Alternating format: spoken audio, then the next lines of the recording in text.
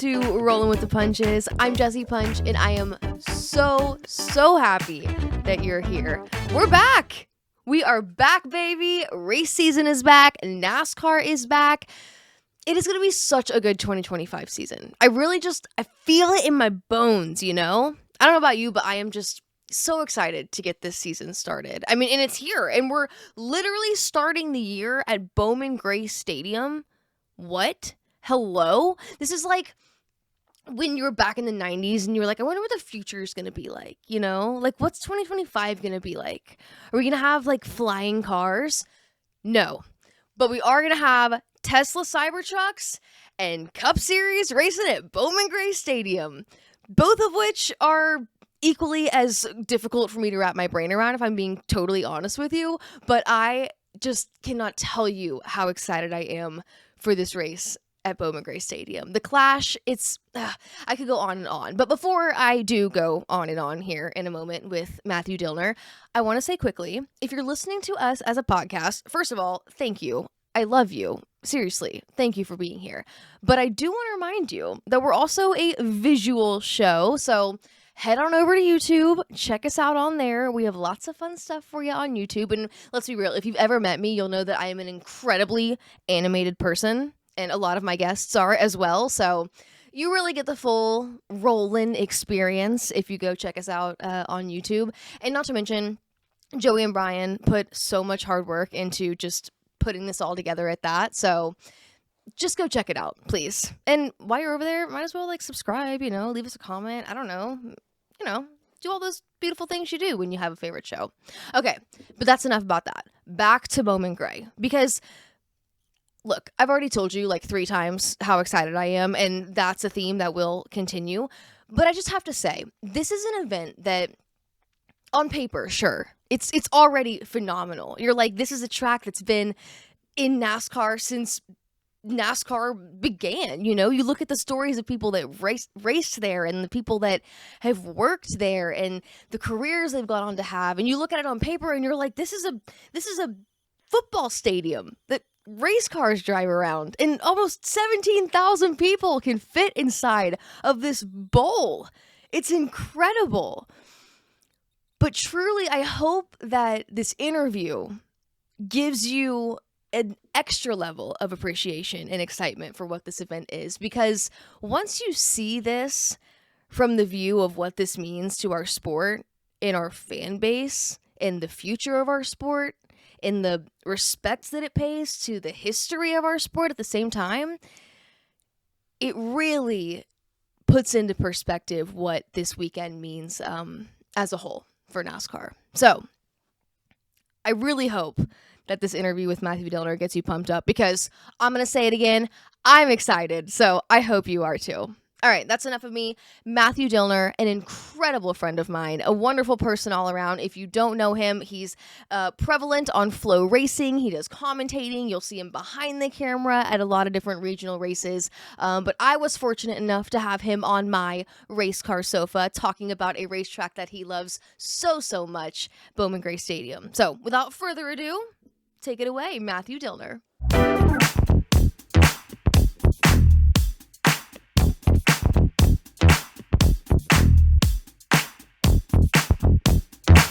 Yeah, you know, whoa! That was a 45 degrees Celsius, yeah, well, and it didn't come off. Did you see that? I didn't. It's impressive. It's impressive. That was like Matrix level shit. Well, it's just another thing about Celsius. That's what makes it great. Oh God, that's right. You're a Celsius person. The Celsius people. Celsius people. We're everywhere. Cult. It's a cult. Yeah, we're like that's aliens. They live among you. That's you what just I've told don't know Drake it. before. I'm like, it's a cult. That's fair. It's kind of like NASCAR a little bit. Yeah. They're starting to, there's a Venn diagram actually between the Celsius and the NASCAR cult. They're starting to really merge. But anyways, that's not why I brought you here. Why'd you bring me here? Matt Dillner. Matthew? So I can drink a mason jar full of good stuff in a like. This is the family version of mason jars. Well, it's a ball mason jar, which is the only acceptable best mason jar. Yeah, mason jar, of course. Yeah, extra large ball mason jar. And if your name is Mason, it's an awesome thing. Of course. Yeah. Yeah, but my name's not There's Mason. no fruit in this mason jar, so we're good. This is going to be a PG show. For now. Matt or Matthew? Matthew. That's my birth name, but I go by Matt. Just don't call me late to dinner. Okay. I prefer Matthew. Okay, well, like if you're from Long Island, and Long Island. Island. If you're from Long Island, you'd probably call me Matt. Yeah. But, yeah, I prefer But Matthew. down here in the South where we have that Matthew. Southern hospitality, that real, that yes, sir, yes, ma'am. Kind of like the first time I sipped Matthew. sweet tea off the rocks. Got I it. instantly became Matthew. There it is. No, I was Matthew at birth, but yeah, I think that's when I embraced it. It was like a reborn. You got like rebaptized as Matthew with sweet tea. Beautiful. Love it. Well, welcome to Rollin with the Punches. I'm so happy that you're here. I love the huge studio. Thank you. Thank you It's for spacious. Right? And the decor is right up my alley. Good. Well, so here, actually. okay, I'll tell you what we've Maybe what not we've all been these going squiggly for. lights, but at least when I get to look at you, I see the King, I see the Superflow and Exxon car, I see Days of Thunder, I see the 92 points leaders. And now that you're saying all this, I'm realizing Rainy our guests Tulsma. are going to be so distracted. Oh, yeah. I'm going to be talking, and they're going to be like, "I had no idea." You can that Darryl basically Waltrip pick your had that nose, many and they wins. won't even notice. Good to know. Thanks. Actually, that's really good to know. Yeah, if you get a scratch, just Yeah, scratch but it. as we're talking about the large studio as well, let's talk about the large production. I mean, we're practically in front of a live audience, so try not to let nerves I get know. you. You may hear a couple laughs, a couple claps. What is this? It's part of the production. Is this the thing on? Yeah. Just pretend like it's not even there. Oh, okay. I will say though, back to when you mentioned the studio, I'll tell you what we've been telling. Our thought process was. Yeah. Is I said, it's like your grandpa's basement, but if your grandpa is like Gen Z, like when Which you're one Gen is Z. There's all these letters. I remember X, Generation X. Mm-hmm. Like there was baby boomers. Like we're talking about Venn diagram. We're talking about charts. I need a chart. Well, I don't know where people slide in. Like I'm like, okay, well I'm this. Well, what are you? Oh no, he's not that. He's Generation PDQ. Yeah. Oh, actually, that's good chicken. that is great Anyway. chicken. I'm a millennial, so I just feel like You're I don't get an millennial? So opinion you're a vertical on anything. phone person. Yeah. Yeah. Yeah, the Yeah. worst kind. I know, right? We're the worst. So, yeah. I wanted to have you in, though. You asked why I have you here. Well, I will tell you. When we decided to do an episode on Bowman Gray, I was like, okay, well, What's that? well, then let me tell. Well, then sit on down. Let me tell you about a really cool place. But no, that's exactly why I have you here, because there are probably some people that are like, what's that? Which makes me sad, but also that's kind of the point, right? This podcast is about telling stories. It's about, highlighting people and giving them insight into like what makes them what they are. And the Madhouse has such a personality. It is almost a person in itself. Yep. And there's a lot of people, though, that can talk about Bowman Gray and the history and what happens there. But you specifically are so good at it because you're so ingrained in it that I feel like you can really speak to the entire just persona and ambiance of the place, which is why I'm so excited to have you here because I want that to translate. I don't. That's a cool thing. You're in media. There's times we have to report on something or ask questions. Maybe it's something sometimes that we're, not geeked up about talking about, but it's our job, right? Of course. Yeah. Yeah, Bowman Gray. Our job is to make it look pretty. Yeah. Yeah. Bowman Gray, I could talk about that all day. And I love working with you at Bowman Gray, Thank you. by the way. Thank So you. much fun. And I will say, too, you've been so patient and gracious with me because, look, I will pat myself on the back and say everybody has strengths and weaknesses in broadcasting, and I have my strengths. Being in the booth is not one of my strengths. And I'll put my hand up and say that. I just don't have a ton of experience. But getting to do that with you were always so wonderful and comforting, and you've taught me a lot about the place. I still actually have the printed papers that you gave me the first time that I worked with you at Bowman Gray. They're upstairs in my files because I was like, this is like, you gave me like a notebook to this Cliff Notes. place. Yeah, no, for real. And I was telling the guys, Joey and Brian, before you got here, I was like, Bowman Gray is like, it is such a family, which is, we're in NASCAR, right? Yeah. That's the most overused thing. We're a family, It's cliche, right? but it's true. But Bowman Gray is. It's like this like club. Like everyone shows up on It's such a dysfunctional Saturdays. but beautiful family. Right? And it's this big old, you're grabbing a turkey leg from your cousin and dishing some rice over here, but then you're snickering at this person and cursing at that person. It's a dysfunctional. And that guy has no idea the prank that you pulled on him and that he hasn't even seen yet, that you conspired with the guy at the other end of the table. Like, and even at that, the people that work there, like, you come in and you're like, everyone's so nice, but you're like, I am the new guy. Like, I can tell. There's a lot of, a lot going on here. And I felt that way too, when I first started going there. I was definitely the new guy when I go in the pit area way before broadcasting in the booth. When I was doing Speed 51 stuff, back in the day, when I go there, those Southern Modified guys didn't know me. So, yeah, I hear what I feel you. But that's what's so great about the place, too, is to that point. Yeah. If they feel that you invest, if you care, they care, right? And they care about 100%. Anybody. But especially at Bowman Gray, if you're down there, if you're invested in these people, if you're invested in the stories, because the amount of investment that they've put into this place and getting there every week and the love and the passion that then if you show up and you say, hey, I really appreciate what you do, then they continue to want to pour back into you. They're like, all right, welcome to the club. It's like, welcome in your family. I mean, if you're honest with them, and don't try to be a know-it-all and, and go there and not try to, like, I'm the type of person, I study way too much. But, like, I don't want to ever go to a place and pretend like I know everything. You don't. That's just a good life lesson in general. Yeah, there's always something to learn. Be humble, be honest. When you're being perfect, like, trust me, there's plenty of times I announce at Bowman Gray, I make mistakes every damn week. And trust me, if you make a mistake at Bowman Gray, they're going to tell you about it. Oh, yeah. Oh, yeah. Oh, yeah. You hear it right away. And there's times where it's all over social media and you have to go the next week. And, I'm the type of person, I'm direct. So, like, I'll go right up to a driver. And I did last year, there was an instance where there was a driver that wasn't too happy with me. And they decided to talk on social media about it. And instead of going back at them, really, I defended myself a little, but very professionally because I respect the heck out of this driver. Mm-hmm. But at the same time, I wanted to show him additional respect. So when I walked in that pit area, the first person I went to was that driver, even though they had a beef with me. And I put out my hand. And I was like, all right, I respect you. I'm coming straight to you. Mm-hmm. I want to hear your side of your thoughts. Mm-hmm. And tell me what you're feeling. Tell me your side. And then let's talk. What did they say? Well, I'll keep that between okay. us because it was a pretty interesting conversation. But at the same time, when you're honest with people and you're like, okay, well, that's the way you see it. Here's the way I see it. Let's find common ground. Mm-hmm. And then guess what? I feel like way more, I respected that person, for a long time. But now I feel like they respected me, that I went directly to them. For sure. And I didn't just hide or be like, oh my God, they're picking on me or oh, I can't believe that person said that about me on social media. No, man. Mm-hmm. Just go right to them and just be like, all right, I saw what you wrote. It's all good. Yeah. I'm not mad or anything, but let's talk about it. Right.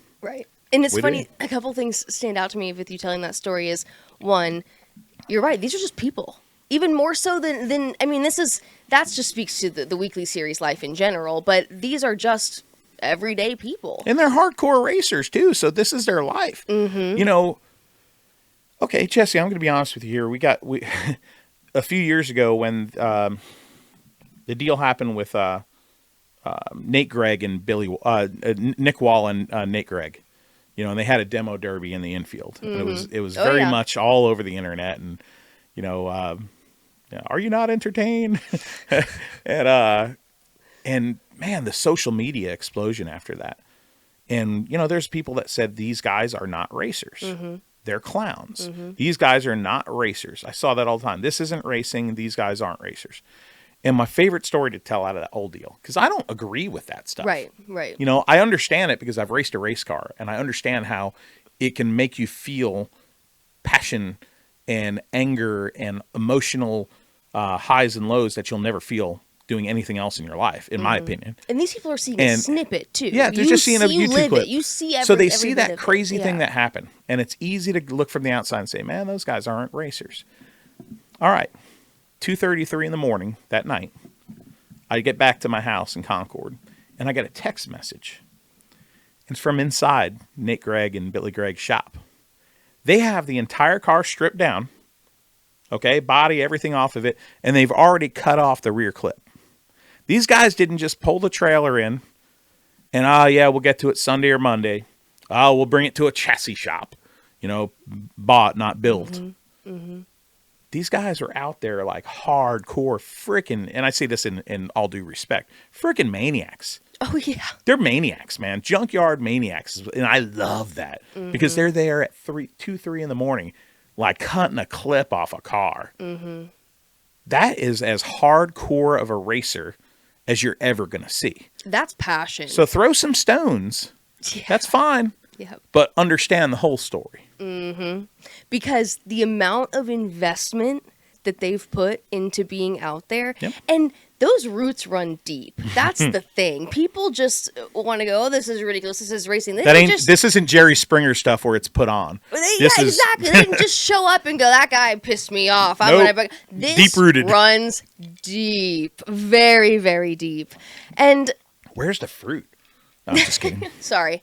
Cucumbers, lemons, we'll make it happen for next time. Yeah. Yeah, whatever you like. A little hint of something. Sorry, I saw a squirrel. It's okay. Yeah, it happens. No, you're good. I just didn't take my ADHD medicine today. Wait, what did she say? I know. Now Joey's like, oh, great. Here we go. So, so keep up. Yeah. But what I want people to know about Bowman Gray, because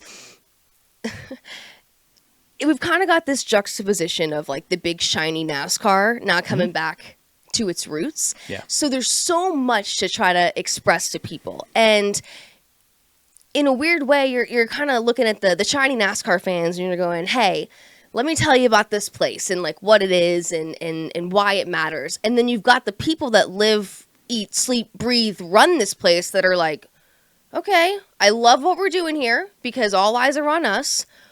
But what are we doing here? They're a little guarded. They're a little defensive. Yes, and understandably so. Okay. Yeah. This is their house. Yes. This is their home. And we just said the roots run deep. Mm-hmm. So let's talk about the There's roots. There's trust issues there. Why? There's a sector of our sport that feels like it's forgotten. The regional series? Or the local? Local levels everywhere. Mm-hmm. Steve Phelps admitted it when he was on the Dale Jr. Download. Mm-hmm. That they felt like they lost touch with their core fan at a point. Mm-hmm. And then, I love NASCAR. I'm just going to say it. I don't have to. But the only reason I have a career is because of the years of investment that from Big Bill, promote races in the Piedmont, before NASCAR even existed to now. If that whole thing didn't happen, none of us would be doing what we're doing. Mm-hmm. Well, I say that, of course we're not going to agree with every decision, and that's okay. But you look at what, from that point where Steve Phelps kind of put a, flag in the sand on Dale's show and said, I think we lost touch with the core fan. There's a lot of core people that were like, yeah, we've been saying that for years. Me sometimes. From that point on, you look at the bold things that they've tried. They're all designed to reattach. You could say all you want about the clash at the Coliseum. That's a Dave Kingman moment. When I say Dave Kingman, if you're not a baseball fan, you don't know what I mean. But Dave Kingman used to say, swing hard in case you hit it. Mm-hmm. And Ben Kennedy and that whole group, to do something that bold. Who cares if it, how it does? Right. That's cool. Mm-hmm. Okay, we're doing something that's designed to engage our core fan. Then they take over the management group of Bowman Gray. Hello, that's as core as it gets. Mm-hmm. And then to bring, a great event with the Cup Series back there, first time since '71. And do all these improvements. I was at the stadium today, walking around for the first time, and part of me, the nostalgic part of me, walked in and I was like really happy seeing it. But then the nostalgic part of me was like, okay, in the back of my brain, I'm like, oh, the old Armco and just the aesthetics. Yeah, but then I'm like, and then I was overpowered with kind of like a little bit of joy. Started creeping in because I'm like, my God, look at what they're doing. Mm-hmm. They are doing so much good for this facility. Mm-hmm. And if you can't see that through your own, layers of distrust or whatever it be, you're kind of a fool. You know, and I don't mean to label anybody as a fool, but like, how can you not like be optimistic? How can you not look at this and say, man, this is really cool. Like, we have a friggin' NASCAR, you know, Cup Series race happening at Bowman Gray Stadium, like banana lands. I never thought in my lifetime I'd see this, you know, and it's awesome. This event is such a representation, I think, too, of where NASCAR is right now as a sport. And it's what you just laid out. It's this concept of give and take on both sides, right? We've got the new NASCAR fan that we're trying to appeal to and bring in, and maybe the newer fan that's already here, but they're here in the Chase Elliott era of the sport, you know? And then you've got the fan who still really appreciates the regional racing level and the Bowman Gray, and they're a little maybe defensive of that world. 100%. And that's where the give and take comes. And this event is almost a representation of that. We're looking at both of these demographics and saying, we want you guys together, but you have to understand here that you're coming to play in a little bit of a boys club. There's a lot of history here, and you guys have to be willing to let us paint your walls, you know, polish this diamond, let us come in and give you the light that you've wanted for so long, and showcase it. Right. And it's just cool because it is that's kind the of thing. where NASCAR's trying to showcase it, not change it. Exactly. People could easily say, well, walls and fencing and this and that. Pump the brakes. They are literally coming in and efforting to progress the facility without losing its soul. Yes. Okay? And they're not changing it. You look at the way they managed it this year. They didn't change anything. They really didn't. And that's a testament to Bowman Gray. Yeah, that's a testament to the people that run the place. It's a testament to the people like Joey Denowitz or even on the Bowman Gray side, Gray Garrison, Austin Shuford, down to the officials or the scorers, whatever. Everything was the way it should be. The old Bowman Gray way. You know, and they didn't come in and try to reinvent the wheel, because you see that a lot in sports. You know, something successful, right? In any sport. Some group comes in and they try to get involved in it, and then they try to make it something different. Don't do that. You don't have to do that. Right. You have a jackpot here. Don't change a thing. You mentioned specifically the old Bowman Gray way. You said they didn't try to change it. They left it the old Bowman Gray way. But we're in 2025, and Bowman Gray still operates by the old Bowman Gray way. And that is, again, part of, just a piece of what makes it so great. So going back to this idea of merging these two demographics, these fan bases, let's speak briefly to the new fan who is still going, what the heck is Bowman Gray? Tell them a little bit about what makes this place great. I mean, we know that they're still scoring by hand. We know, but people that haven't been there might not know that. Yeah. So what would you tell somebody that says, what is this place? The first time I ever went to Bowman Gray, I'll never forget walking in, and the first thing I thought of was Wrigley Field. That's a great comparison. I walked in from the roadside there on the backstretch, and I'd seen pictures of the place. I'd never been there. I don't know, it was 99, something like that. And I walked in, and you go out, and you see the rail, like the ornament rail, like the curvature that goes like above each gate when you walk down into the bowl. And you get your first glimpse of it. And you're just like, what am I looking at? Like, I've never been to a racetrack like this in my life. I feel like I'm at Wrigley Field. And no cars were on track yet. I mean, that's probably one of the first people there. And it was empty. And it was just like, oh my God, what is this? So any fan that goes there for the first time, I think, personally, at least that affected me that way. That's what I thought. You know, I was walking into what the NASCAR equivalent is to Wrigley Field. So you don't walk into Wrigley Field and say, well, I wish it could be this way. Why don't they have this? No, you walk into Wrigley Field. If you're a baseball person, you feel something different. You know, you walk into Indianapolis. or you go there on a quiet day and you hear the flagpoles and dinging and the winds whistling, through the grandstands, and there's a feel. Bowman Gray's got that feel when it's empty. And then when it's full, look out. Because it literally, you could go there when it's just first open, and then an hour later, it's jam-packed, and the cars are out there, and then you get the different thing. You get the aesthetic. My first time there went from that Wrigley Field feeling. And then later on, I'm literally sitting in the grandstands, and I have the smell and the aesthetics and the feel and the sound. They had some 6-cylinder cars still running in the street stocks back then. And it literally was one of the only places of maybe 2 that I've ever gone to in my life that brought me back to being a little kid at Islip Speedway. Red and white walls, a small little racetrack that we shouldn't even be racing on, jet fighters in a gymnasium, and just the smells, the sounds, the feel of where I was at, like, brought me back to my childhood. It captured that imagination that I had when I was a kid. Indianapolis Raceway Park is probably one of the only facilities. It's such an odd place that stands alone like that, where it captured me. And Bowman Gray, if you really love the sport, you can't go to Bowman Gray and not feel something. You don't have to like the product. You don't. Some people just dog on it. But when you walk into that place, it's unmistakable history. It's unmistakable emotion, feel. It's beautiful. Mm-hmm.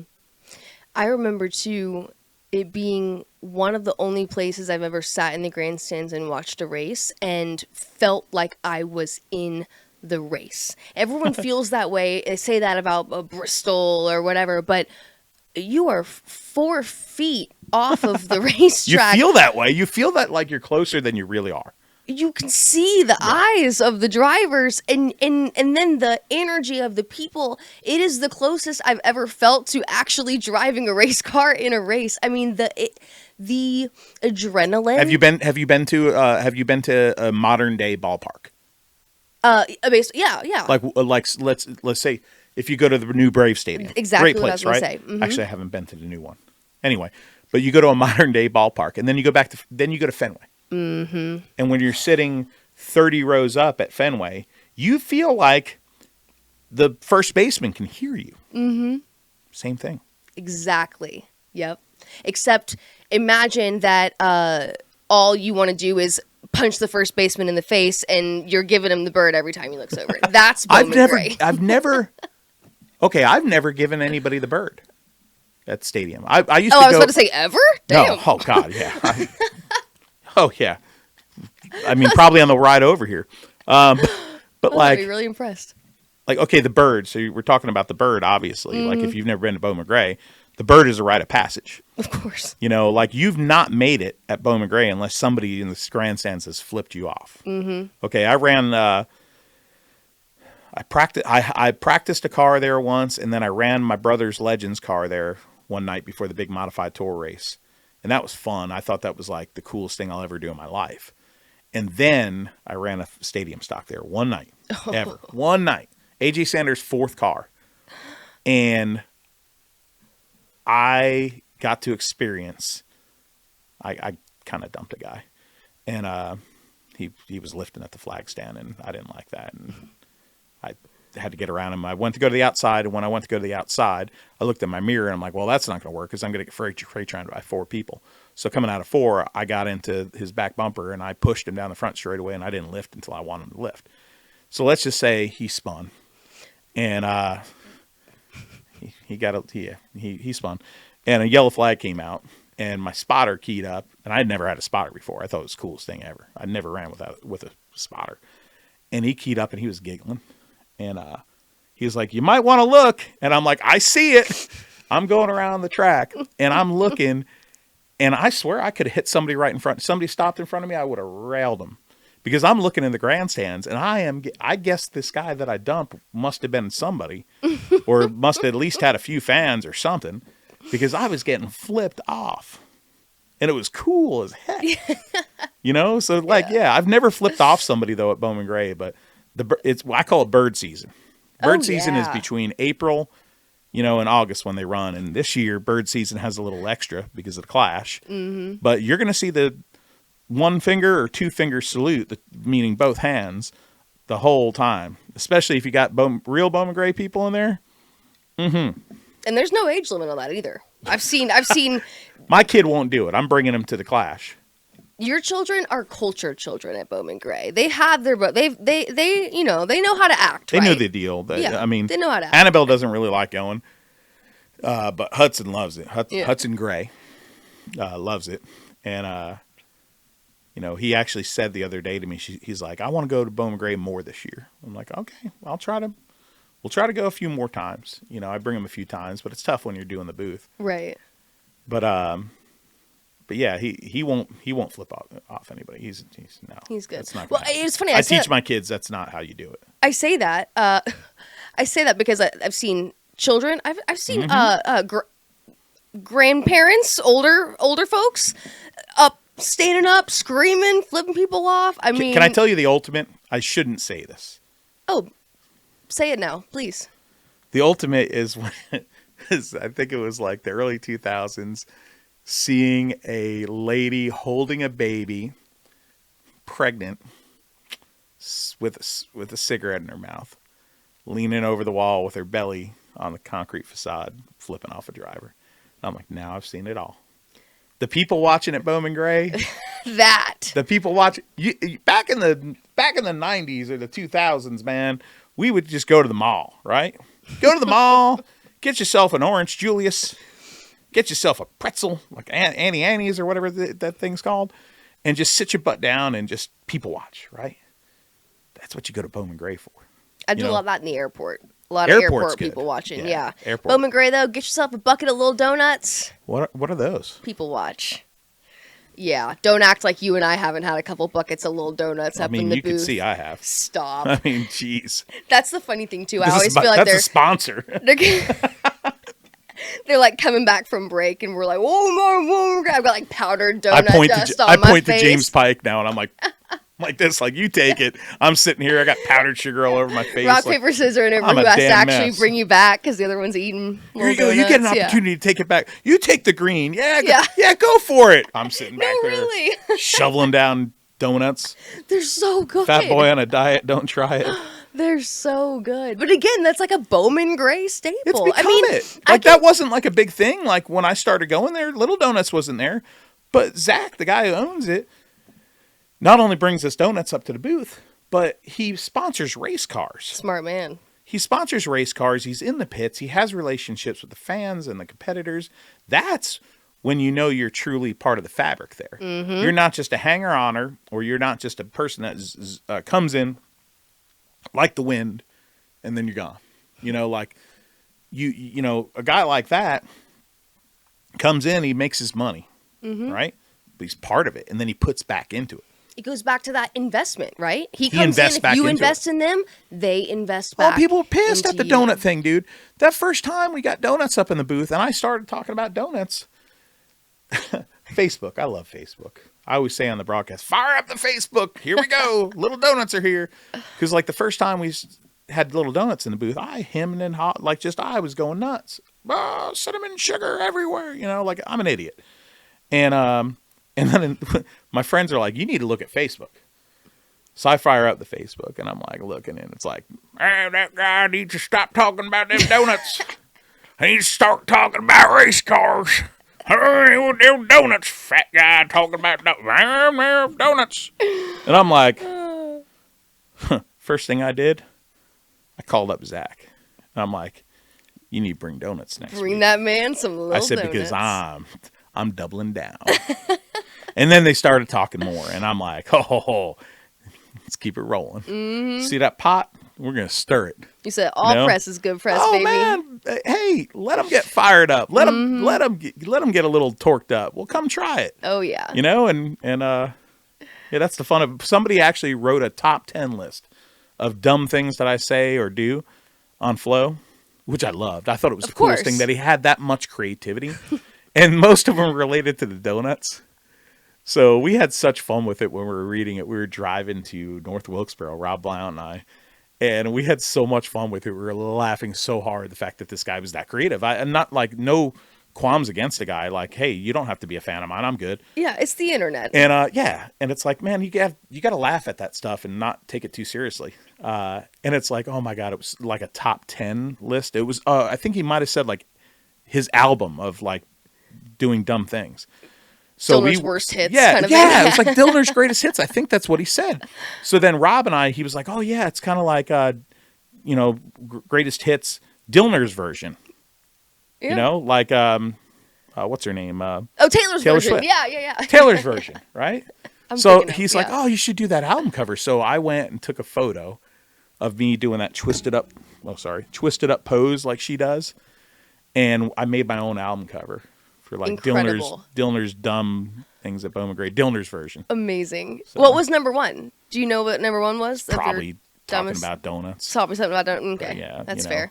Yeah. Yeah. I'm full of dumb things. I mean, that's funny. I actually didn't know that Little Donuts hadn't been around that long. It's interesting to know. Yep. Yeah, I mean, quickly became a part of the culture. So, I mean, it's hard to become a part of the culture there that quick. But like I said, he put back into it. It's kind of like Eric Messer, the track photographer there. He hasn't been there forever as the track photographer, but he's been involved there. Mm-hmm. So he's gotten to know people at different layers. And then boom, he's the track photographer. And now he's like part of the culture there. And he puts back into it. I'm like, that's what makes you love people like that, you know? The one that I always love is the Flagman. Oh, JB, Jeff Bunton. Yes. Well, he's not the Flagman anymore. Okay. He retired. So. Okay. JB retired. So Randy Smith is still the Flagman, and then Matt Garrison has joined him. And yes. JB, the former wrestler. That's who I was referencing. Yes. Who just loves to wear spandex and dance around in baby oil. I actually spoke to him on the way here. He's wonderful. Every time you introduce me to him, he's such a great I told guy. him I was coming to the Punch Bowl. Did you? Yeah. Love it. Yeah, That's actually what I named my Ring doorbell. So. Oh, really? The Punch Bowl. Look at that. Yeah. I like it. There it's you catching go. on. Look out. Don't look that up and try to access it. Yeah, actually. She was kidding. That. Yeah, I was kidding. I just broke the wall. This isn't It's kind of like Burt Reynolds kind of style. You talk about the people that have these stories. Some of these great NASCAR stories. How many of them are real? How many of them are legends when it comes to, some of the greats? What's the story that you love to tell people when they tell you, so and so sold popcorn here, so and so? Yeah, well, there's ones where somebody approached Curtis Turner and he supposedly had a gun.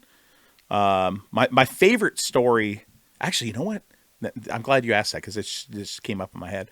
One of my favorite stories was hearing from a few people that were valid, so I know the story is true. Okay. Curtis Turner had an aircraft, his own plane. And one night he, for one reason or the other, I was told the real story. He drove in the race and he didn't perform well. Okay. In Junior Johnson's car, and he did not perform well that night. And let's just say Junior Johnson was not very happy with why he didn't perform well. So Junior, I guess, told him, "You're not driving my car again." And he, Curtis left. And the airport, as you know, it's on the way to Pulliam's Hot Dogs, is, right over to the right. And Curtis got in his plane and decided to come fly over the stadium and not just do a little flyover. How I'm not a pilot, but you choke the thing out and you stall it and and then he dive bombed Bowman Gray Stadium while the event was still going on. Absolutely vintage Curtis Turner.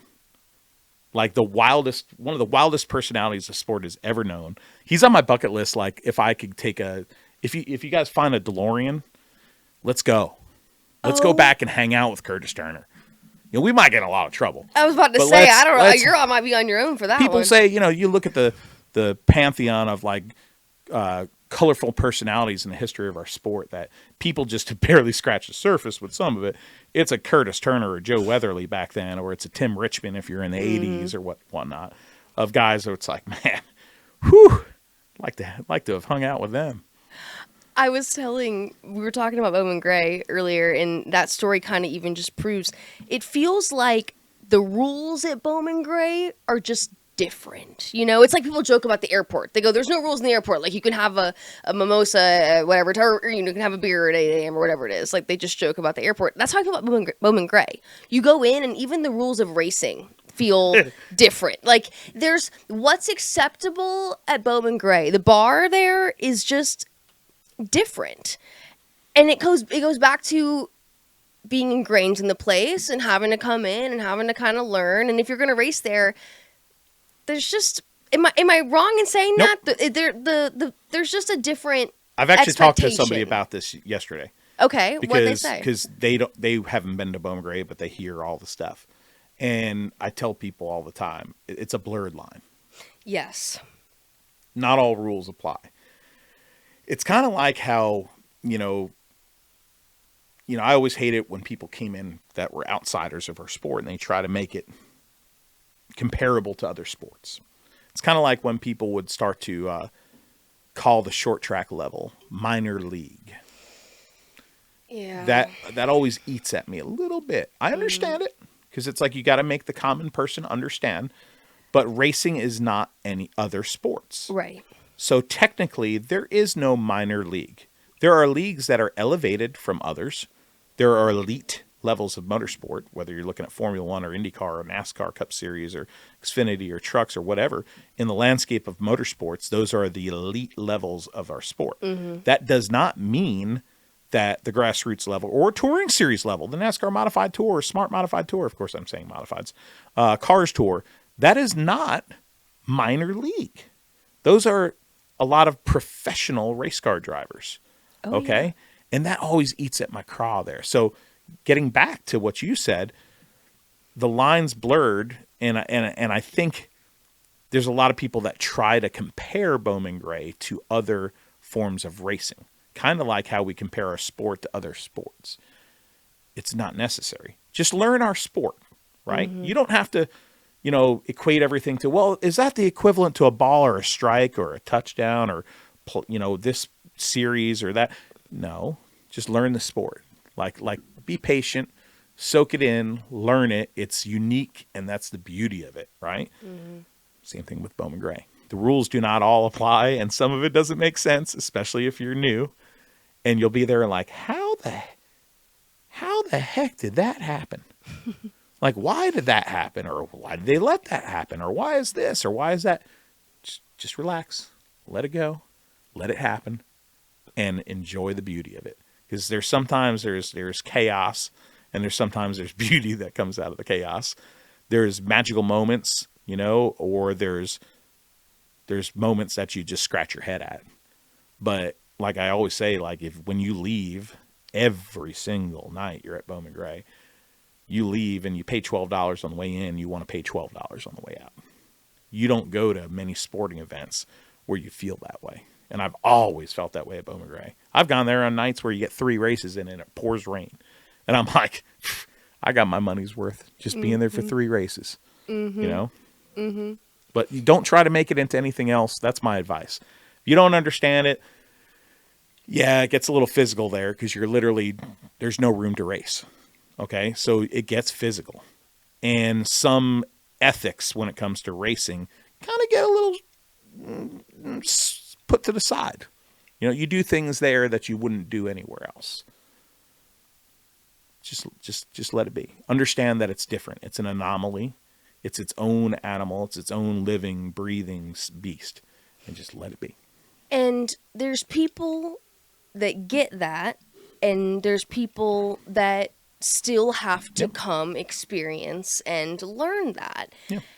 And that is where so much of my curiosity comes in when I anticipate what we're going to see from the Cup Series racing there.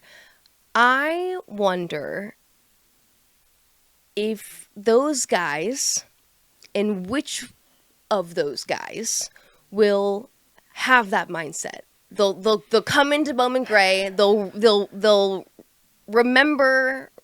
They know, they respect. And again, to say again that we're gonna see those Cup cars race like the modified. Absolutely not. Nope. Totally different animals. Everything about it. But just the mentality of coming into this knowing this is an event I want to win. This is a place that I want to win at, of course. And the rules are a little different here. Do you think we'll see that in the Cup Series? Yeah, I do. I mean, there's going to be people when you say rules that might think literal. Sure. But like glad you clarified. You know, because there might be a person listening to this that thinks like, wait, the rules are different. You're right. The rules are different. The unwritten rules. Yes. Is what you mean. Mm-hmm. And you're going to see some people that go out there and they're just frustrated as hell and they want to get the hell out of there. Mm-hmm. Because there's no room to pass. Mm-hmm. And then you're going to see some people that embrace it and then go, okay, well, how am I going to? You'll see the real good ones, in my opinion. Go, how am I going to pass this guy as clean as I can, but I know I'm going to have to get physical. Doesn't mean you're going to go in there and run the guy over and dump him. Okay, mm-hmm. You're going to see some of that. Mm-hmm. You're going to see some. You're going to see some of that. But there's also ways to pass at Bowman Gray. People say it's just a bunch of YouTube crap, and they don't go there enough. They don't realize that you can pass at Bowman Gray. Mm-hmm. You have to learn how. It's very tough to pass clean there, like extremely tough to pass clean. You can do it. Mm-hmm. And then what's the definition of clean? You know, there's friends of mine that are of the, you know, super modified upbringing and sprint car upbringing that there's zero contact. Contact is not permissible in their minds. Bowman Gray, I'm sorry. Like, that would be like the four of us in this room are sharing this couch. We're gonna touch. Mm-hmm. It's gonna happen. I mean, a pillow's gonna fall off, and somebody's gonna get an elbow, and that's what's gonna happen at Bowman Gray. And just expect it. Because getting angry about it isn't gonna do anything for you. But you can do it cleanly. For sure. You can do it gently. You can nudge somebody into the corner, or, you know, the key is to try to pass somebody out of the corner. Like out of two is obviously one of the. It's a little wider of an exit into than the narrowed up coming out mm-hmm. of four. So if you can get your car turned, you could try to get underneath the guy. But then you've got to have enough drive in your car to get position on him going down the back straight. That's hard to do. But maybe, just maybe, you can get to the guy and just maybe make him go up a few inches. And if you could get into him gently and make him go up a few inches and can get your car turned and get underneath him, you got the spot. Because the bottom's king. Mm-hmm. You know, bottom's Baltic, man. You know, real estate. You want the bottom. If you don't have the bottom, you suck. You know? Mm-hmm. So if you can get the bottom, if you could nudge a guy up a little bit and get the bottom. It's like I was watching the Flow Racing feature that they did on Bowman Gray, and Burt Myers said in the feature, he said, you were in it, and he said, if you can pass me at Bowman Gray without turning me, I have a lot of respect for you. And he just laid it out there. Of course, he said it, you know, more eloquently, and he really went into detail. And he said, there is a way to do it, right? Yep. And that's when you will earn my respect. Burt Myers being one of, if you aren't familiar, 11-time the champion. legendary, right? And that the Myers family in general, just the roots, the history, one of the families that's what makes Bowman Gray great. But and racing in the Clash. I was gonna get there. I'm so excited. I have to know your thoughts, but that's the thing, right? Like, gosh, I'm getting so excited about this because it's gonna be so wonderful, and it is such an art. Like you said, you talk about passing in turn 2, and you mentioned turn 4.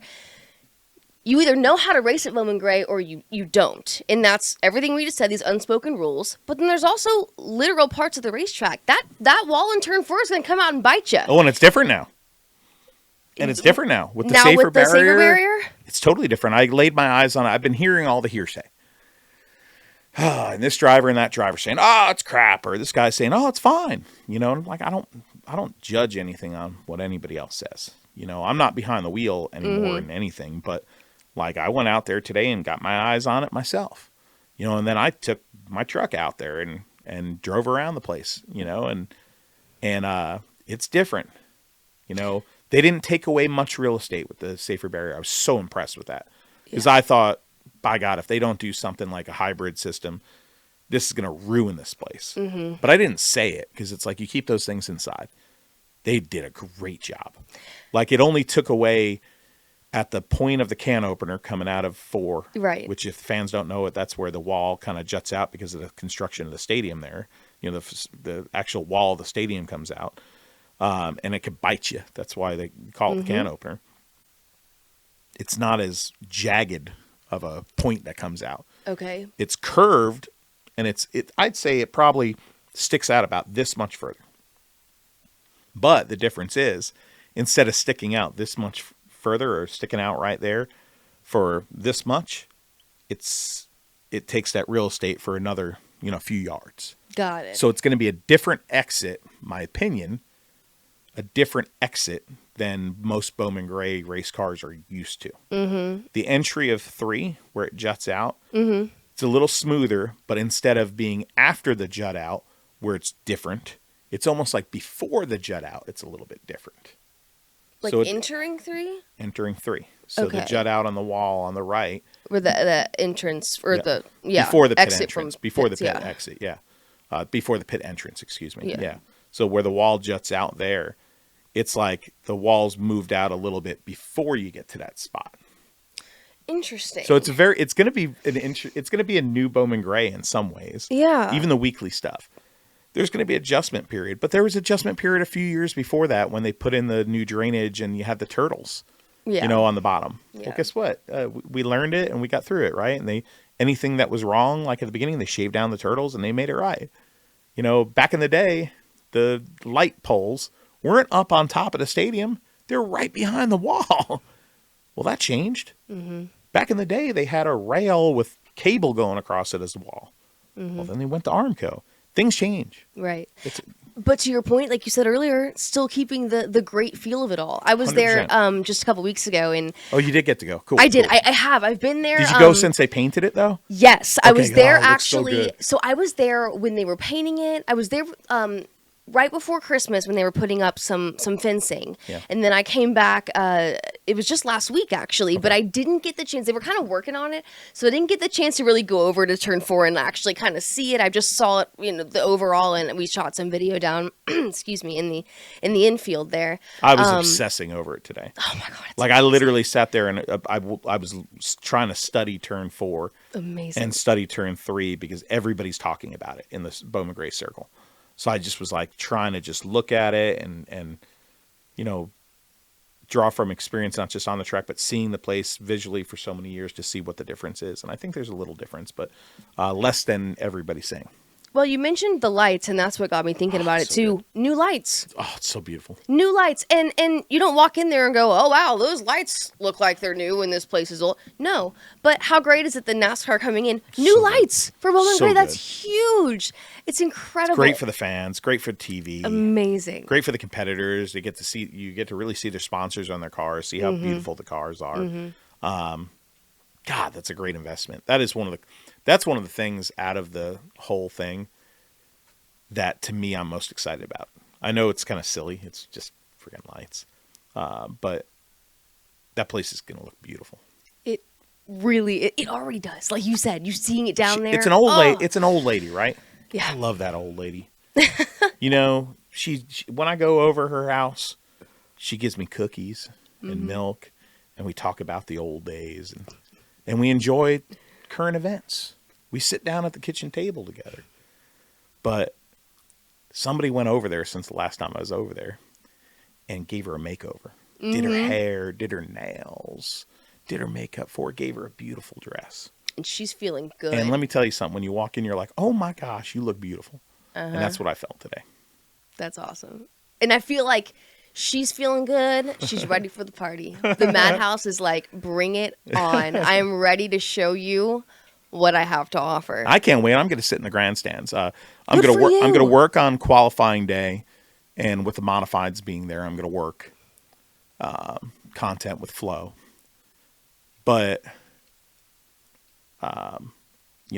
obviously, I'm a father of 2, and Hudson Gray, my little boy, we love the stadium, so I bought him for Christmas a ticket to the Clash. Where, hey, Daddy's not working. We're going to go do your favorite thing, sitting in the grandstands. and we're gonna go and just be Daddy and Hudson and sit in the grandstands, and because he was like enamored, he's like, wait, Chase Elliott's gonna race there, and Kyle Larson, and he's just like, and wait, is Alex Bowman going to too? Like Chris Buescher? Like, no, yeah, they're all gonna be there, bud. It's like his brain can't comprehend. No, like yes, at my stadium at this place. Yeah, where I go watch, Chris Fleming and Pintang and Pintang. Oh. Pintang. Still, probably our greatest moment. I was gonna. Calling that finish. So fun. That's the most fun I've had calling like any NASCAR finish, anything, and it was for the Pintang. It's the most ridiculous call I'll ever have in my career. It was so good, right? Yeah, like it's the most ridiculous call we'll ever probably. But it was have. perfect for that. Like it's a perfect. legendary moment. It was perfect. The Rust Bucket car, the beloved half Pinto, half Mustang. So if people, don't know, sure. We have to preface that. My God, those are those little moments that happen at Bowman Gray where you're just like, how much more magic can we squeeze out of this place? Mm-hmm. You don't have to squeeze the lemon. It's gonna provide juice. Mm-hmm. Just let it happen. And that's the thing about that place. Mm-hmm. Look at that night. It's a stadium stock race. The end of the night, we had some great racing, cool stuff, and then all of a sudden, unexpected contact in 3 and 4 and the 3 wide finish, and oh my God, Pintang! Like, what just happened? The Madhouse just happened. We had a mini stock race. Excuse me. We had a chain race last year. Okay, that the leaders wrecked in. There was only 3 pairs of cars running around, and the top 2 wrecked in turn 4. And they're like in a stalemate, trying to get out of each other's way and trying to break the other person's chain. And it was like, who's going to win? And then like this one car goes through the grass, and it's just like, what just happened? What did I watch? Like every time you go there, like, you'll announce there, like I did 14 races last year. And I swear to God, it was like probably 12 times where you leave there and you're like, I can't believe what I just saw. We may not get that with the Cup race. You don't get that every night. Right. Cup's a little different, obviously. For sure. But that's just Bowman Gray, man. But you said it.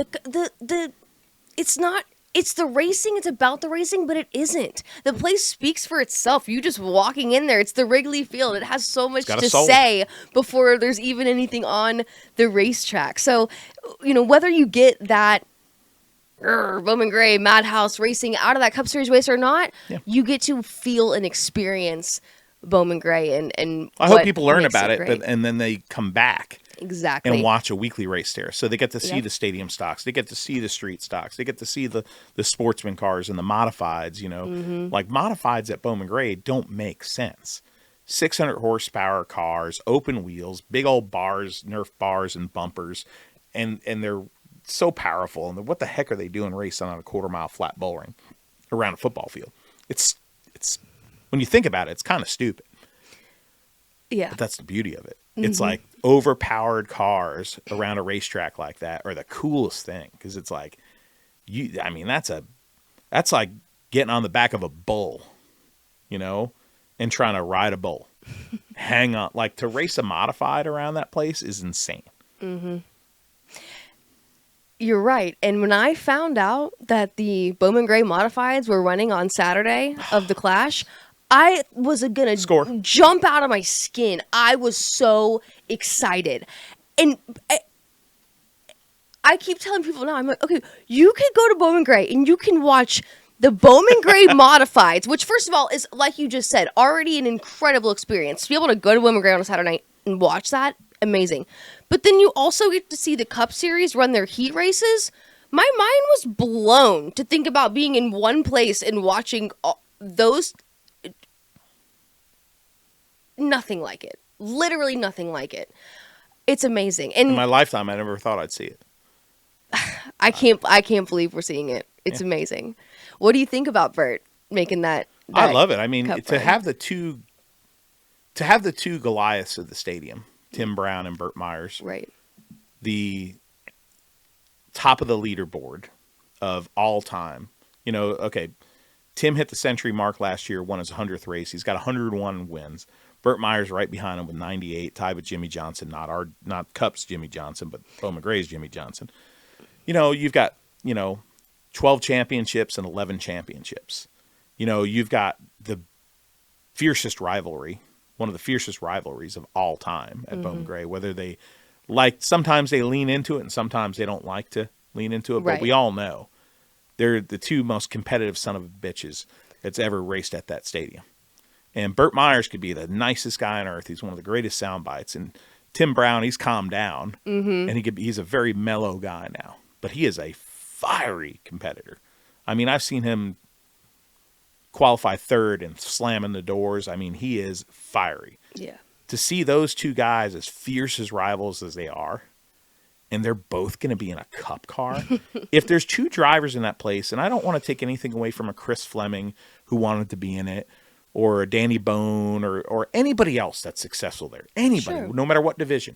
But looking at it from a 40,000-foot view, if there's two drivers that should be in that race, it's Tim Brown and it's Burt Myers. And the family legacy of the Myers, now the fourth generation with Slate Racing there starting last year. It's cool, man. And what I like is I was up with Burt hanging out at the stadium today a little bit, and I was like, it's going to be cool. I think there's such a difference between if you're a Burt Myers fan, you hate Tim Brown. Right. And if you're a Tim Brown fan, you hate Burt Myers. For sure.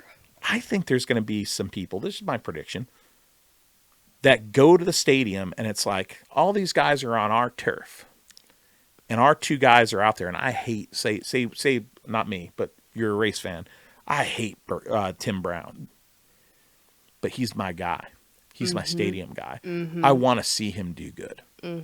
I hate Burt Myers. Well, I want to see him do good.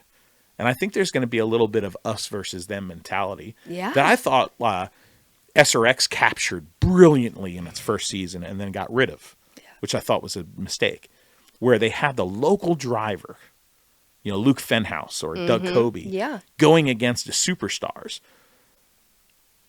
We put it back in the bottle for the Clash. We've got it. We've got Tim Brown, the two greatest in the history of the stadium, are going to race in Cup cars. This is awesome. Talk about something when you saw, I thought I'd never see that happen. Oh my gosh. If you talk to them, do they ever think that they would be running Cup cars against these guys, much less at Bowman Gray? Burt Myers said today to me, he says, I'm 49. I never thought I'd make my Cup debut at the age of 49 years. And at the Madhouse. And at the place. And guess what? That's a storybook. I mean, I just got chills. I literally just got chills thinking about it. He made his truck debut, I think, was at Martinsville, right? And he raced a truck series race. And that's cool. It's great to see the Myers legacy and the Myers name in the top three divisions of NASCAR. But to see the Myers family was there when it started. Oh, yeah. Okay. Billy and Bobby Myers, his great grandfather, great grand uncle, or whatever you call it. That would be like right now saying, okay, let's put a flock in the field, or, like Indianapolis. How great is it that there's an Andretti in the field, right? That means something, and for this race to have the Brown and Myers deal in there, the Myers Clifton family is a legendary family in itself there. They have their family tree there, and the Myers family tree has so much history there and so many wins there that it's that right now going in is my memorable moment. The fact that I'm going to see two guys that I respect as Bowman Gray racers. They can race everywhere else they want, but they're Bowman Gray guys, and they're getting to race at the Clash at the Coliseum, at Bowman Gray. Insano. It's just another example again of this convergence. Is that the right word? Convergence of the old and the new and the fan bases, and it's a mutual respect. I'm so happy that these teams are respectful and understanding enough to say, we got to put Tim Brown and Oh, Burt yeah. Myers in this race. Yeah, Rick Ware putting him in that car because he works there, and then Willie Alkmoody and that group over there, and to have the Uris working on that 50 car, and I just saw the livery, as the Euros would say, the paint scheme for Bert's car, and fans are gonna love it. Oh, I'm so fans excited. Fans are gonna love it. I'm so excited. It's gonna be amazing. And they both will have a local sponsor on the car. When does this come out? Thursday before, so right up to. Oh yeah. So they're gonna have Dario on the car. Okay. Which, if you know the area, Dario is a local chain. Okay. So that's awesome to have Dario. It's gonna be on both of their cars. So that's just really another cool. layer to it, you know. That's really cool. I mean that's I was telling somebody. And the modified earlier. sponsors, like Bert's gonna have CitrusSafe on his car. Well, CitrusSafe's been a part of the fabric of grassroots, racing, and because of their relationship with Bert, and they're going to the Cup Series together. That's cool, man. That's, we always talk about the race car drivers, right? Well, there's other cool grassroots stories. That's one too, man. A guy that's got a cool company and he sponsors local guys, and he's going to get to go not just put his name on, Chase Elliott's car and pay some money, which would be great, but he's going to get to have his company on his guy's car in a Cup Series race. So cool. Tommy Lancaster and them. Are you kidding me? That's cool as hell. That's so cool. So what are you looking forward to the most, Punch? You're going, right? Of course. Okay. I'll be there. If you weren't, I was going to just throw this against the window. And No, leave. I got plans actually that night. Yeah. I'm gonna be a bit busy. No, what am I most looking forward to? Gosh, there's so much I'm looking forward to. I know I keep talking about the fans, but I think that's just where so much of my love for the sport comes. I love the racing, I love the technicalities of it, but it's the stories, it's the fans, I keep saying investment, but it's the passion, it's all of that. You have to really choose to be a race fan and choose to show up to Bowman Gray and have that investment. So I think I'm most excited for this reinstatement of this reinvigoration of Bowman Gray. For NASCAR to come in and just re-put this energy into it. From Bowman Gray's had it, but for everybody else, this reappreciation of it. To see all these fans come back and have this understanding, because so many times you just have to experience it for yourself. That's what you tell everybody. You just got to experience it for yourself. And I think what you're saying actually is almost the opposite of your first statement. What you just said there, it's not invigorating Bowman Gray. It's Bowman Gray invigorating the Cup the Series. Fans. That's a great point. Cup Series and the Cup fans. That's a great point. They're going to Bowman Gray, right? So, but it's not really for Bowman Gray. Mm-hmm. Some of the great things that are happening are for Bowman Gray. Mm-hmm. But in a way, this is for the Cup Series. That's and that's the way I'm looking at it. Is what I'm trying to say. When you said that, I'm like, that's what I thought of. I'm like, you know what? You're right, because this is going to invigorate the Cup Series coming back to its roots like this. Yes. In a huge way. Yes, yes, it's the reinvigoration of that, and it's like the respect, the regaining the respect of Bowman Gray, because you're absolutely right. It's this catch-22 of going, it makes me sad to go. There's Bowman Gray regulars that might not get a seat in there because there's some guy that doesn't even have the respect for Bowman Gray who's going to get to go in there and watch this race. But I'm so excited for that guy. You get to see it on TV, though. That's the great thing. Just think about it. If you can't get a ticket, because there's a demand. Not everybody's going to get a damn ticket to this race. Of course, man. Bowman Gray is going to be on TV, national television. Not just, it's great that we're on Flow every week. But we're going to get to watch a Cup Series race at Bowman Gray, in person or on TV. Mm-hmm. But just for the number of times that I've had to tell somebody, there's no way to describe it. You gotta experience it for yourself. All of those people that are going to get to sit in those stands and look down on that racetrack and actually finally get to experience it for themselves, that's what I am really excited about. I think it's going to do a lot. It's a bucket list place, right? For sure. Like those fans that you just said are going to experience it for the first time, and that's going to be amplified. Mm-hmm. Because we see it. If you go to Bowman Gray, you meet a guy from Michigan, What the heck are you doing here? I had to come. Yep. Met two Canadians 2 years ago, father and son. Love it. Drove all the way down from Canada. That's amazing. And they were like, I'm like, why? Like, it's like bucket list place. I'm like, oh, cool. They're like, we watched it on Flow, and we had seen the Madhouse and all that stuff. And then we're watching a Flow, and we're like, we are making this happen as a father and son. But now take that, because that happens every week at Bowman Gray. Now amplify it. Turn up the volume. You're going to see that in droves. And I think that trickles. How do I say this? Okay, the Cup Series, the way the Cup Series health was in the 80s, 90s, into the 2000s, trickled down to the short track level. You know, Winston's involvement in the sport, and then their connective tissue throughout the whole sport connected everything.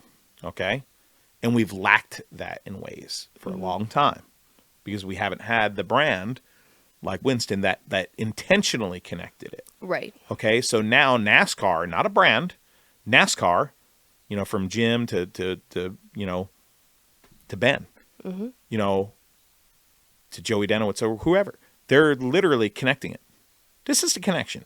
We're building a bridge. You know, Kyle Larson goes out there, and if he wins the Indianapolis 500 this year, he's going to build a bridge that I hope brings a Christopher Bell or a Logan Seavey or the Swansons, you know, who if this was the 60s would be Indianapolis stars, but the path is in Europe. So maybe a Kyle Larson having that success there builds that bridge. This right here, when we talked about that core fan or anything like that, or the relationship between grassroots racing and NASCAR, this is the bridge. These are how you build bridges, you know, and they're intentionally doing it. And that's cool as heck, you know. And if you're not thankful for that, you're just not seeing the forest through the trees, you know. What are you most excited about? Sitting with my kid. It's going to be great. I work too much. I'm a workaholic. And, you know, sitting with my kid and watching history. You know, I'm big on history. And you know, we said it last year when Tim won 100. When he broke Jimmy Johnson's record with 99. And then when he wrote, it was a historic moment. And then when he got 100, it was like I mentioned something about with that. And then when Burt won the championship, how it's like the history books are always open at Bowman Gray. And the pen's always busy. And I get to see it from unique perspectives. You know, I've been a photographer there. I've been a writer there. I've been a cameraman there, videographer. I've sat in the stands as a fan in Section 9 on the bottom. You know, and I've been an announcer there on Flow. And now I get to see the Cup Series with my kid sitting in the grandstands. You know, that's what I'm looking forward to. That's pretty special. Yeah. That's really cool. I know that's a little bit more of a selfish view, but like, because there's 20,000 things that I'm looking forward to about this, but that is 100% number one. You know, because like when you're a parent, you know, now I understand how much my dad and my mom love me. You know, because I love my kids, and you know, my biggest passion in life is my family, but my biggest passion in my life, duration of all of my years, has always been racing. So anytime I get to marry the two of those, it's fulfilling. It's beyond.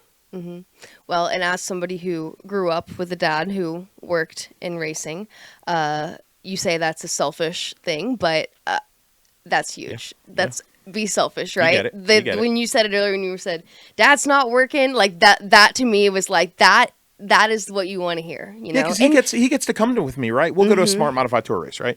And he's sitting on a tire, you know, and talking to Carson Lofton in the trailer, or he's hanging around Bobby Labonte or you know, whoever, you know, yeah. Luke Baldwin, and he doesn't realize how cool it is right now because he's 9, right? He's just like pulling on me. He's like, "Daddy, can we go sit in the stands?"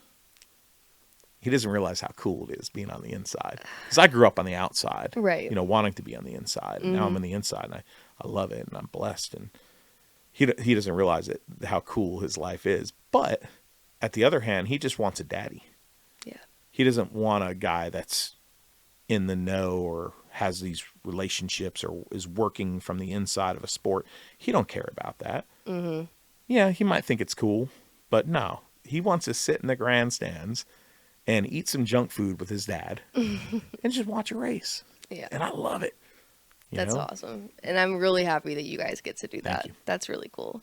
It's funny, too, that you mentioning that. And, you know, we've already said so much about it. But we talk about the family element. And every time that I'm at Bowman Gray, one of my favorite parts is when they finish the race, whoever wins, doesn't matter who it is, doesn't matter what division it is, family. Everybody, just, it's like the floodgates open, and every kid from this big to every uncle, every whatever, every neighbor, they've all got shirts on, they're down there. Like, there is nothing like that, the way that everybody rallies together around each other. And the display of that is just really cool at Bowman Gray. You don't really see that at a lot of places. No, you don't. I mean, Victory Lane can be a little wild there. But yeah, I mean, that's it. I mean, you want to make a fan in any level of the sport, you make him a fan as a kid. Mm-hmm. Yeah. Period. End of story. Yep. You know, that it begins and ends with making a kid a fan. And I tell you what, if I was a kid and I got to stand right there on the front stretch at Bowman Gray and watch Burt Myers or any of those guys climb out of that car and then watch Victory Lane back its way in there, mobile Victory Lane, I'd be a fan for life. Carolina wood floors Victory Lane. That's right. The most interesting Victory Lane in the history of motorsports. Sometimes I swear if I had ever won a race there, you know, if I got on that thing, it might get a little tipsy-turvy, you know, like it's the cutest Victory Lane in all of motorsports. Yeah, not if I was on it. But stop. It's another story. Oh, I've seen them cram a number of people on the back of that thing for some photos. Like, who brought the big boy up on Victory Lane? Please. You all need to see this Victory Lane. I know we're breaking the wall, but y'all need to see this Victory Lane. It's like a little Euromobile, right? This little miniature Euro truck. Yeah. And it's got like this platform on the back that you stand up on. It's quite unique. Yep. To say the least. Yep. Which is about perfect for Bowman Gray. Mm-hmm. And every time they finish the race, you see it coming out of the pit entry there. Oh, there's Victory Lane pulling its way in. Yeah. It's adorable. I love it. Maybe I want to drive that thing one night. Talk about a bucket list. That would be cool. Be like, hey, I'm going to be the Carolina Wood Floors Victory Lane guy one night. Everybody wants to be the pace car driver, please. I want to drive the Carolina Floors Victory Lane car. I've ever driven a pace car. Like I take laps around the pace car usually every year at Bowman Gray, you know? Yeah. But like I've never paced the field driving. You should. A good one to add. That'd be cool. My new bucket list thing is I want to go to a sprint car midget race and be a push truck driver. Great responsibility because you can mess up pretty bad and screw up somebody's car. Yes. But cool as hell. I got to drive in one at a super modified race at Meridian and push start a super modified. I'm like, oh, this is cool. I want to drive. All eyes on you. That's for sure. I digress. That's funny. I digress. Dream big. Dream big, big man. Well, thank you for being here. I appreciate it. So when are we going to start the interview? Whenever you want. You guys what do you want to talk about? You guys rolling? I'll tell you all my inner weird secrets. No. By the way, I like your cookout hat. Thank you. It makes me want to go get a cookout shake. Although I'm a huge cookout fan. Okay, I'm a fan of the hidden menu, the secret burger. That's no longer. It's hidden now. It wasn't a secret, but they used to have a burger called the Huge Burger. Have you ever done it? No. So if you go to the drive-thru, just say I want a huge burger. Okay. It doesn't come in any of the. It doesn't come with a tray. Huge burger. So it's the big patties, but it's two of them. So it's a Goliath. Yes. Little Cajun fries, maybe cheese bites, and milkshake. They're a little too thick. Takes about 20 minutes to drink them, but they're damn good. What's your cookout tray order? If I'm going tray, believe it or not, I'm going with a Cajun grilled chicken tray. You know, it's got the Texas beet sauce on it. No mayonnaise, because mayonnaise sucks. And I'm sorry, mayonnaise fans, but mayonnaise sucks. It's got lettuce, tomato, it's grilled to perfection. And it's got the Texas Pete. Phew, love it. And on a nice little bun. And then I'm going with cheese bites and Cajun fries as a side. Or maybe a chicken quesadilla. That's a what about you? Fan favorite for sure. Little Cheerwine float with it. Ooh, so you go float. You go float route? I'm a milkshake guy. Yeah. And the milkshakes there are so good, but it takes about 10, 15 minutes because they're so thick. For sure. So I like the instant satisfaction of having a drink and ice cream by having the float. I see. So it helps lubricate the massive amounts of food that I'm taking in here on my cookout tray because they're not small.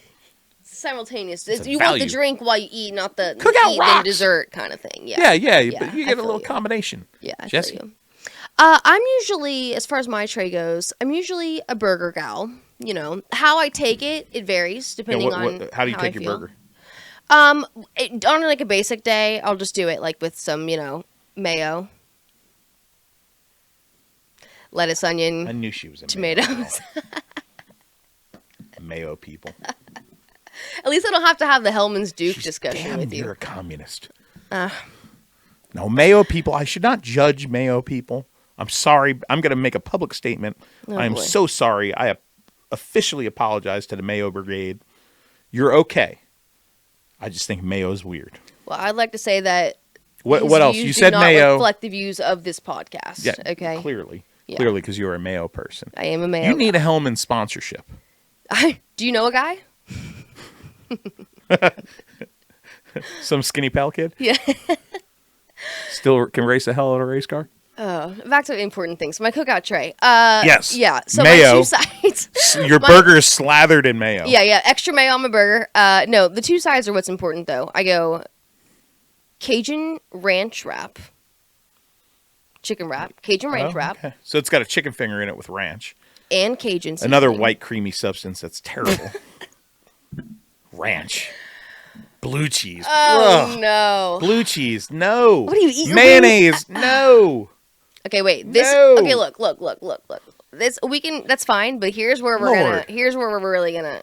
Okay, we're gonna connect on the second side because the first side's not doing it, Jesse. No. We're either gonna connect or this is just. Or I'm just leaving. Yeah. Or I'm leaving. No, this is your place. Oh, okay. Yeah. Well, that would be weird. Yeah. Tough, yeah.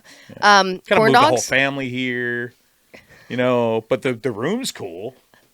It's work in progress. Yeah. Corn dogs? Corn dog is a side. That's the magical thing about cookout. Because it's like going to a steakhouse and getting a side of a hamburger.